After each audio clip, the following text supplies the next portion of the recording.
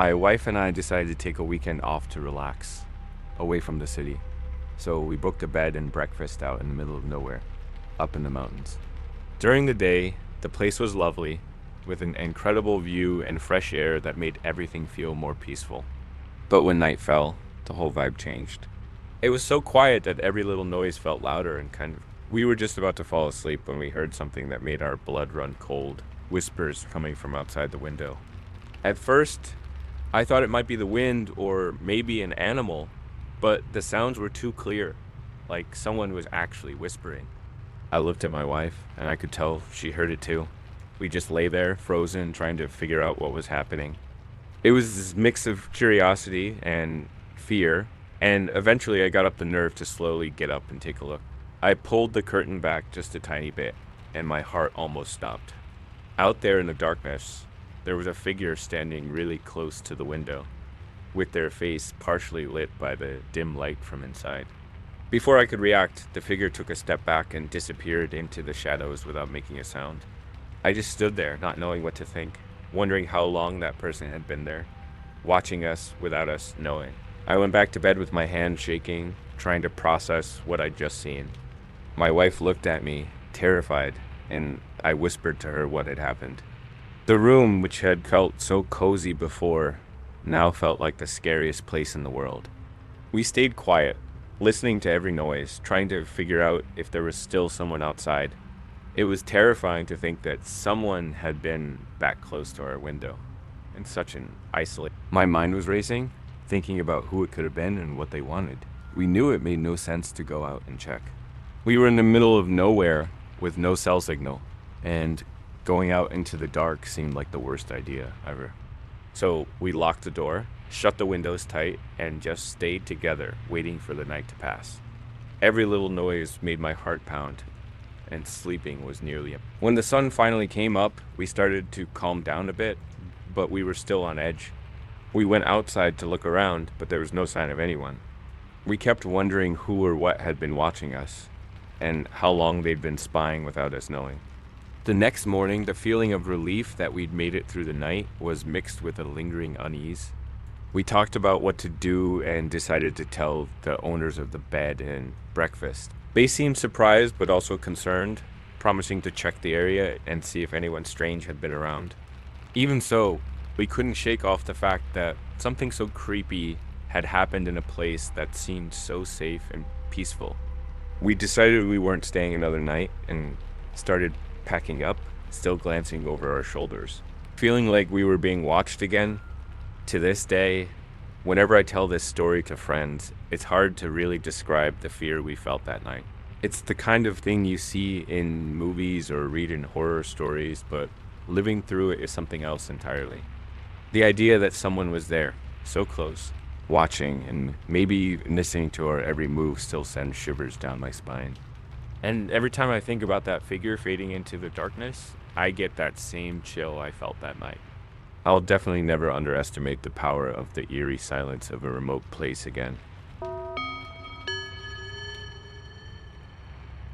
It was a night like any other on the graveyard shift, and I was beat when I walked out of the office building. The parking lot was barely lit, with just a few lights flickering every now and then, making everything feel even creepier. The silence was so heavy that even the sound of my own footsteps seemed way louder than usual. All I wanted was to get in my car and head home as fast as I could. But just as I got close to my car, I heard footsteps behind me. They stopped the second I stopped, and a shiver ran down my spine. I quickly turned around to see who was there, but the parking lot looked empty. My heart started pounding, and I tried to laugh off my own paranoia. It's gotta be my imagination, I told myself, but that feeling of not being alone wouldn't go away. I scanned the area, looking for any sign of movement, but I didn't see anything. Then, as I unlocked the car, I caught a glimpse of a shadow moving between the other cars out of the corner of my eye. It was fast and almost subtle, but just enough to freeze me up. It wasn't my imagination. Someone was there, and all I could think about was how to get out of that situation. I tried to stay calm, but my whole body was on high alert. I gripped my keys tight, thinking about how I could defend myself if I had to. I pretended to mess around with my phone, stalling and trying to listen for any sounds around me. The silence was almost deafening, and each second felt more intense than the last. Finally, I worked up the nerve to look around again. And that's when I saw the shadow again, moving between the cars, closer this time. My heart was racing and adrenaline started pumping through my veins. It was clear someone was there watching me, waiting, but why? Not wanting to risk it any longer, I unlocked my car and got in fast, locking the doors the moment I was inside. I took a deep breath, trying to calm the panic rising in my chest, but my eyes stayed glued to the rearview mirror, expecting to see something or someone appear. I started the car, and right at that moment I saw a figure move between the vehicles, heading in the opposite direction. The person was hooded, walking slowly, like they had all the time in the world. Without thinking twice, I hit the gas and got out of that parking lot as fast as I could, my heart still pounding and fear gripping me. The feeling that I had just escaped something dangerous never left my mind. As I drove away, I couldn't stop checking the rearview mirror, half expecting to see that figure following me, but the road was empty. My hands were shaking on the wheel, and the fear was still there, clinging to every muscle in my body. When I finally got home, I locked all the doors and windows, trying to convince myself I was safe. But the image of that shadow moving slowly through the parking lot wouldn't leave my head. I kept thinking about what could have happened if I'd hesitated longer or taken more time to get in my car. I told some of my coworkers about it the next day, and they laughed, saying it was probably just a homeless person or someone cutting through the lot. But I knew there was more to that night. The feeling of being watched, the footsteps echoing behind me, the shadow moving between the cars, it was all too real and terrifying. Since then, I've never left the office without checking my surroundings carefully. That experience taught me that sometimes danger can be a lot closer than we think, even when we're just trying to get home after a long day at work.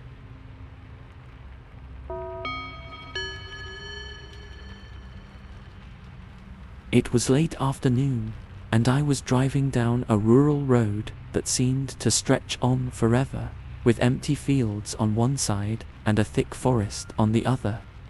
The sky was starting to get darker, and I just wanted to reach my destination before it got completely dark. That's when I spotted a car pulled over on the side of the road, hazard lights flashing. My first instinct was to slow down and see if anyone needed help. After all, it was a deserted road, and I knew how bad it could be to get stranded out there without help. But as I got closer, I noticed something weird. The car was completely empty, and the driver's door was wide open, swinging slightly in the wind. I felt a wave of suspicion. Something felt off. I slowed down even more, trying to make sense of what I was seeing. The silence around me seemed heavier, like everything had suddenly stopped. Then, out of the corner of my eye, I caught movement in the woods. A figure emerged from the shadows, just barely stepping into view for a few seconds. The person, or whatever it was, stood perfectly still, watching me. The way they stood there, half hidden and half visible, sent a chill down my spine. The sense that something was very wrong had me on high alert, and my gut was telling me to get out of there as fast as possible. My mind started racing, thinking of all the possible scenarios. Was it someone in trouble, or some kind of setup, waiting to catch an unsuspecting driver like me? The shivers wouldn't stop, and my heart started pounding faster. The figure didn't move, just kept staring at me from the edge of the forest, almost like it was waiting to see what I would do. My hands gripped the steering wheel, and every instinct I had was screaming not to get out of the car. Something was seriously wrong, and I knew I had to act fast before things got worse. Without a second thought, I hit the gas, speeding past the abandoned car without looking back. The adrenaline was rushing through my veins, and all I wanted was to put as much distance as possible between me and that bizarre scene. The road fell silent again, but the fear clung to me, and every shadow on the horizon seemed more threatening. I kept driving, not slowing down, until I finally saw the lights of a small town up ahead. Only then did I feel a bit of relief, but the image of that empty car and the figure watching me was still fresh in my mind, making me realize that anything can happen when you least expect it. When I got to town, I parked at a well-lit gas station and tried to calm down. My mind was still racing, and I couldn't stop thinking about what had just happened. What was that figure doing, standing there at the edge of the woods, watching passing cars? Was there someone else hiding in the darkness? I told the gas station attendant what I'd seen, and he just shook his head, saying weird things had happened on that road before. That only made everything even creepier. As I filled up the tank and tried to steady my nerves, I realized that road would never feel the same to me again. What should have been just another peaceful drive turned into a spine-chilling experience. Even now, when I tell this story, the shiver comes back, and I remember the feeling of being watched in the dark, not knowing if I was about to face something dangerous. Being alone on a deserted road has never felt the same since. And now, I always think twice before slowing down to help someone.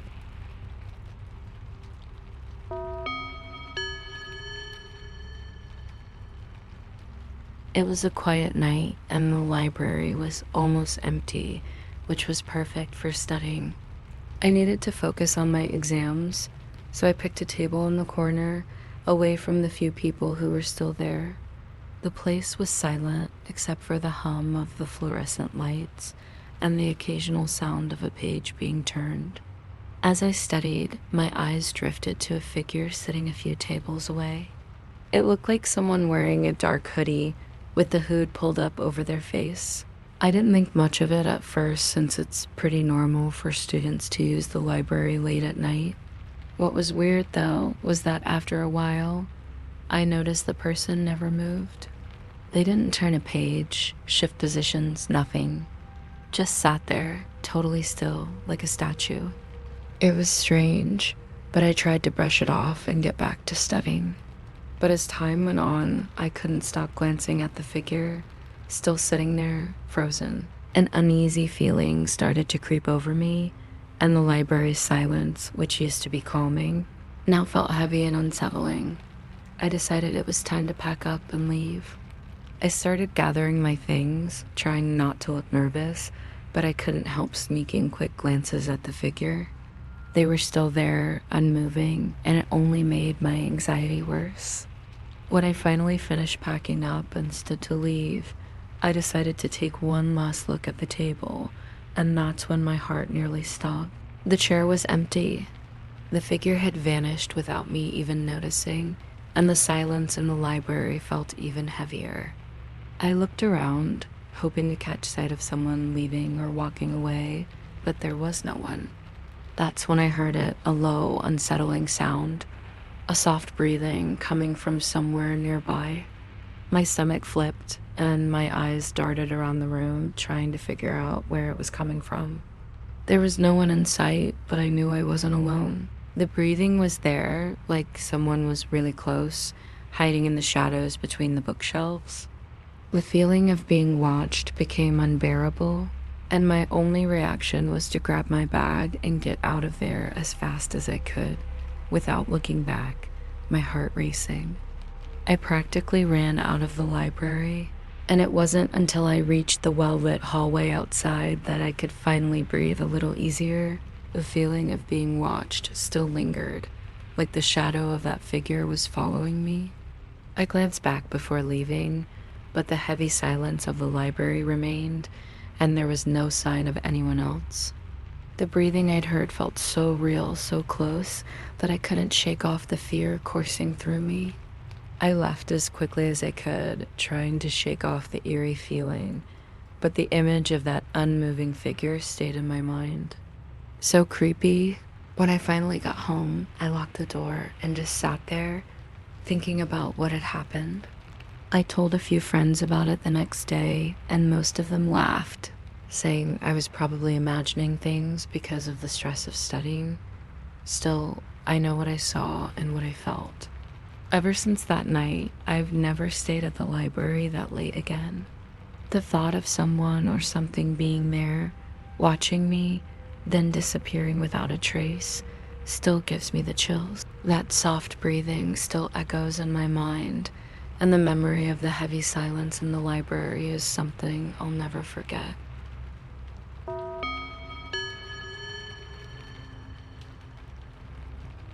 It was supposed to be a peaceful weekend. As a family, we wanted to get away from the city for a few days, so we rented a small cabin in the middle of the woods. During the day, everything was perfect. The fresh air, the trees all around us, and the sound of birds was super relaxing. But when night fell, the atmosphere got a little more unsettling. The darkness outside was so deep that even the cabin lights barely made a difference. We were all in the living room, playing some board game, when we heard a knock at the door. We all looked at each other, confused, wondering who could be there at that hour. My dad got up to check, thinking it might be a neighbor or maybe even an animal.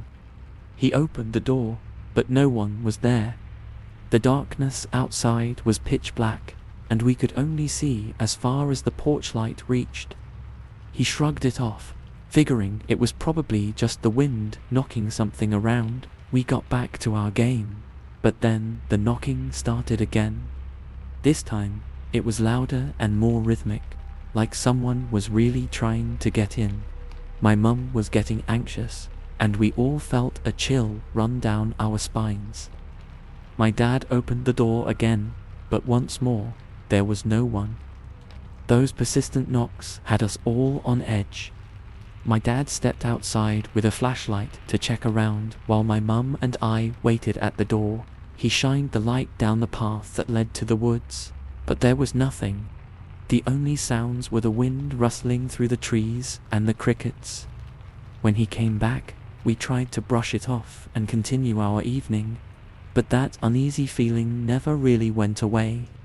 We double-checked that all the doors and windows were locked before heading to bed, but I couldn't stop thinking about what had happened. The next morning, when we stepped outside for breakfast on the porch, we saw something that sent chills down our spines again. There were muddy footprints leading from the woods right up to our cabin door. They were big, like adult-sized footprints, coming straight from the densest part of the forest. The footprints stopped right at the door, but strangely, there were no tracks leading back. It was as if whoever or whatever had come to the door had just vanished into thin air. We all stood there, staring at the prints, not sure what to think. The thought that someone had been so close, knocking on our door, and then disappearing without a trace, left us feeling uneasy for the rest of the weekend. After seeing those footprints, the whole vibe at the cabin changed. What was supposed to be a relaxing weekend in nature now felt eerie and full of mystery. My mum suggested we head home early, and honestly, no one argued with her. The idea that someone could have been watching us from the woods and had gotten that close to the cabin at night was just too creepy to shake off. We packed up quickly, and each of us kept glancing at the forest, half expecting to see something or someone appear. When we got back home, we tried to laugh it off like it was no big deal, but that uneasy feeling still lingered. I told a few friends about it later, and some joked that it was probably just locals playing a prank. But even if it was a joke, the way the knocking kept going, the empty doorway, and those mysterious footprints, it all made any sense of security vanish. Now, every time I think about spending time in an isolated cabin, I remember that night and always wonder who or what was out there knocking on our door.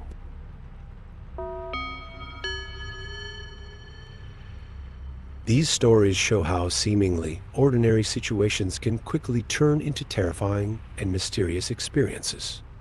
From the relentless knocking on an isolated cabin door to a figure vanishing into the darkness of a library, the unexpected can always be lurking around the corner.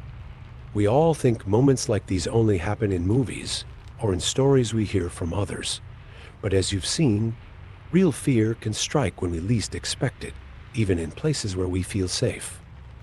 If these stories gave you chills and you want to keep exploring more creepy and mysterious experiences, don't forget to subscribe to the channel. Turn on notifications to make sure you don't miss out on the next stories. We've got plenty of intriguing and spine-tingling tales coming your way, and you won't want to miss a second of the suspense.